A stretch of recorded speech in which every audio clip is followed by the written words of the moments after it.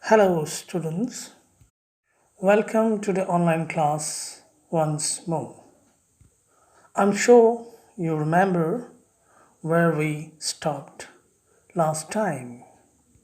We are very near to the end of this story. By now, we have got to know that Albert Edward Furman has become a very successful businessman after 10 years of losing his job as the verger of St. Peter's Naval Square. So, students, let me read the next paragraph followed by explanation. One morning, when he was there paying in a bundle of notes and a heavy bag of silver, the cashier told him that the manager would like to see him. He was shown into an office and the manager shook hands with him. Mr. Foreman, I wanted to have a talk to you about the money you have got to deposit with us. Do you know exactly how much it is? Not within a pound or two, sir, but I have got a pretty rough idea. Apart from what you have paid in the morning, it's a little over £30,000. That's a very large sum to have on deposit, and I should have thought you would do better to invest it. I wouldn't want to take no risk, sir. I know it's safe in the bank. You needn't have the least anxiety. We will make you out a list of absolutely gilt edged securities. They will bring you in a better rate of interest than we can possibly afford to give you. A troubled look settled on Mr. Furman's distinguished face. I have never had anything to do with stocks and shares. I would have to leave it all in your hands, he said.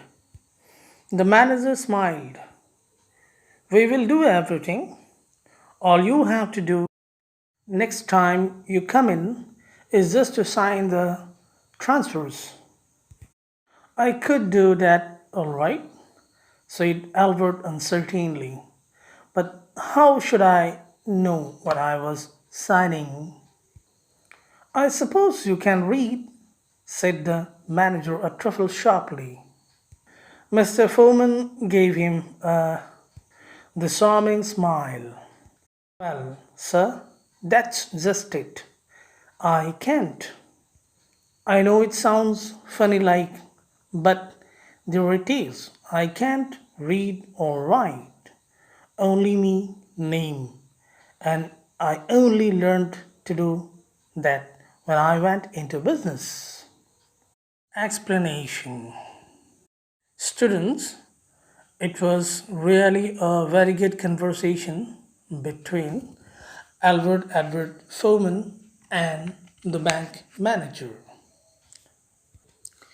It so happened one day that Albert Edward Foreman was depositing a bundle of notes, a heavy bag of silver, to the cashier. Just then, the cashier informed him that the manager would like to talk to him and showed him the way to the manager's cabin. The manager started talking to Albert Edward Furman. He asked if Furman had any idea about the deposited money in his account.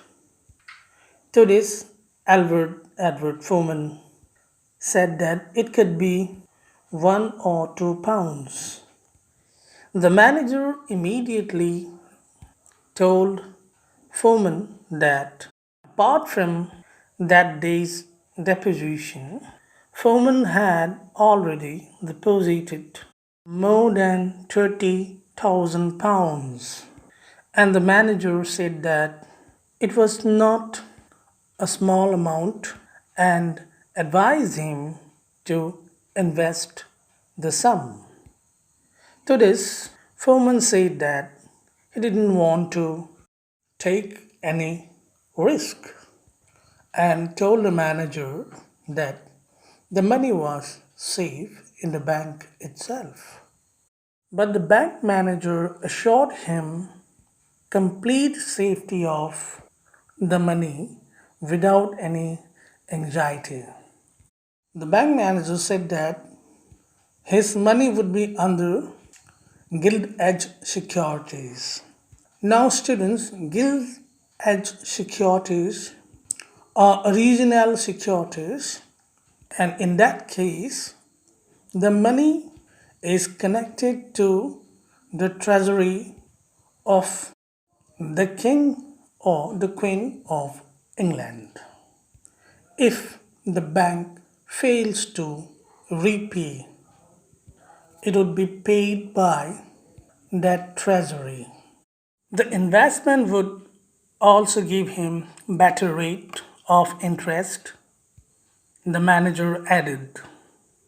But Foreman had a troubled look on his face, and he said that he never knew anything of stocks and shares, and he would have to leave everything on them.